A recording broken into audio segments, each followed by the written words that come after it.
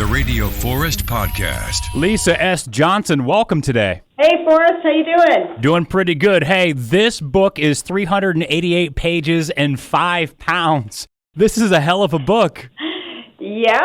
We want you to have something substantial on your coffee table. Yes, and maybe a weapon if somebody breaks in. I could hit him with this book. A weapon of rock destruction. Yeah, what Lisa did is she got all these hundreds of rock star guitars and blues and jazz and put them into her second book about the kind of the subject. It's called Immortal Axes, Guitars That Rock.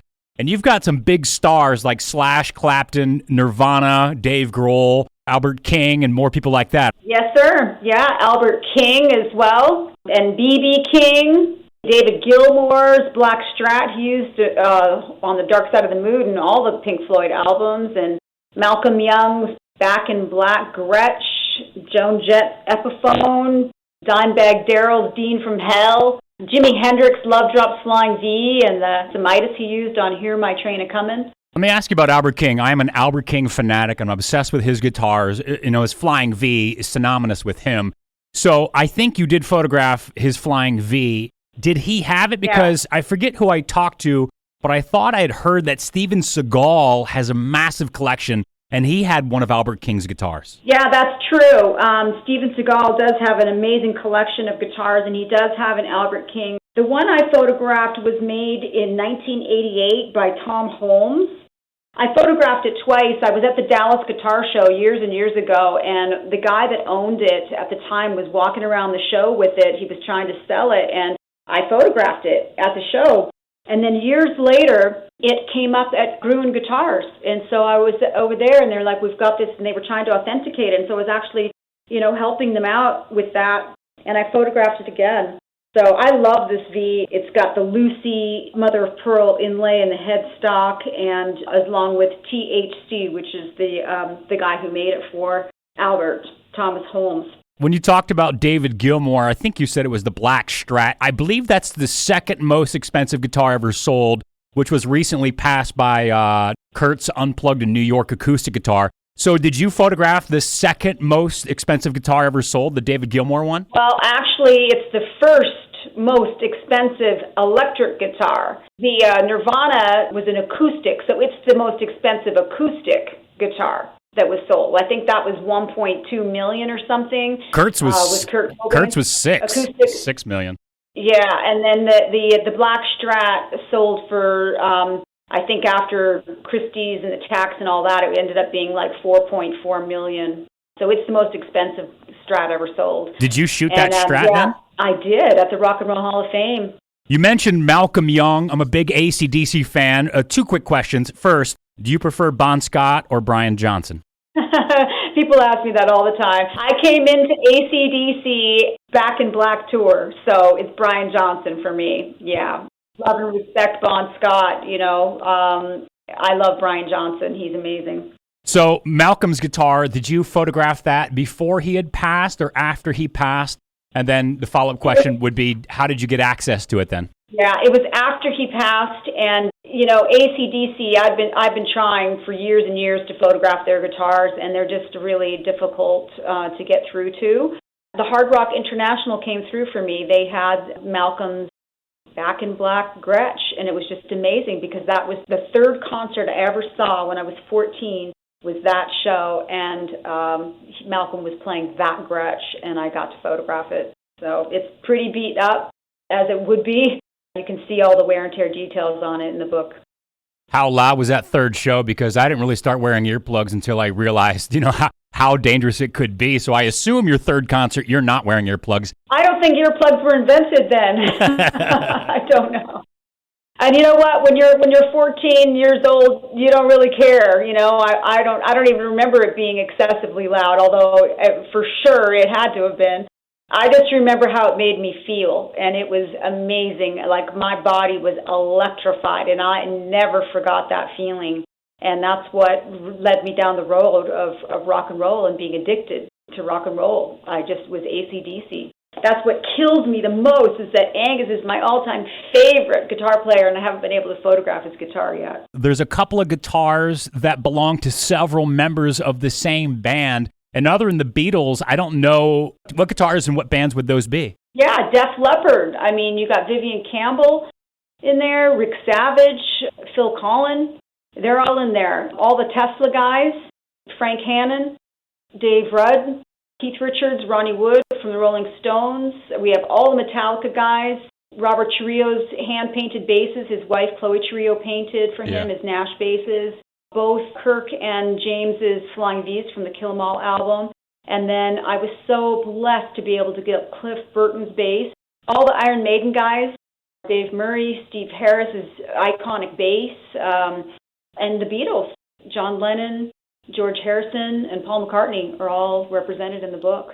I thought that there was like guitars that several members of the same band use. So like, I think there was a guitar that George Harrison and John Lennon both used. Are there guitars like that, that one guitar was used by several members? That's the only case in this book. George Harrison's, for the Revolver album, he used the Gibson SG that's featured. And then John Lennon also used it on the White album. Now tell me about how cool was it to get a little private performance from Tommy Thayer of Kiss playing the Beatles. Was that planned? He just picked it up? I mean, I didn't think about him playing the Beatles, but of course he would know how. But you think like Kiss, he'll play Kiss tunes. It was such a cool moment. Let me tell you. I had a Beatles song book, tab book, on my table. I don't think Tommy saw that. But I invited him into my studio. So when I was shooting his guitars, he was actually in the room with me. And I had a little stool for him. And I brought him my dad's guitar that I now have. And it's a J160E guitar that John Lennon played. As I'm photographing Tommy's guitar, my friend Tamby was there, and she's taking pictures of me, taking pictures of Tommy's guitar. She happened to do this video of Tommy, who picked up my dad's guitar and started playing Blackbird. It was just amazing. It was a fantastic moment, and I'm shooting, the lights are popping, Tommy's playing Blackbird, my friend Tamby's taking photos. Meanwhile, I had that Beatles tab book open, and I don't think he saw it, so it was completely impromptu. It was a very, very cool moment. No, I've been to the Museum of Pop Culture in Seattle. That collection, I think, is put together by Paul Allen, and he just buys all these iconic guitars, and so does Jim Irsay. Who have you run across or worked with that has such a massive collection? We talked about Steven Seagal. Anybody else that has opened up their vault to you like, hey, come shoot some of these? Yeah, well, Mr. Jim Irsay is one of them. He had the Revolver SG from George Harrison and the David Gilmour Black Strat. So I was very pleased that he allowed me access. Of course, you mentioned Paul Allen. I've photographed at the Museum of Pop Culture Kurt Cobain's guitar, Chris Novoselek's bass, and also Jimi Hendrix's white Woodstock Strat. Bill Butler, he also is a huge collector, and he gave me access to Jimi Hendrix, Love Drop's Flying V, and to the last Strat that he played with, also his Midas guitar. My friend Malcolm Namey in London, he had Dave Sharp's guitars, his Telecaster, and his acoustic guitar that he was well known for, and so he opened that for me. Steve Marriott, his guitar is owned by a fellow named Mick Taylor. He allowed me to photograph the Steve Marriott Strat, the last Strat that he played, and played with Peter Frampton. He had come at Peter's invitation to L.A., and they recorded 3 songs together, and then he flew back home, and that night he flew home, he died in a fire.